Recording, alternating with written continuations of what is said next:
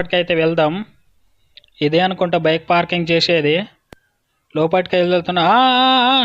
క్యా భయ్యా ఆగేసే ఠీకే. పార్కింగ్ అయితే ఇక్కడ కాదంట, ముందు నుంచి వెళ్ళాలి. ముందుకు వెళ్ళేసి అయితే పార్కింగ్ చేద్దాం.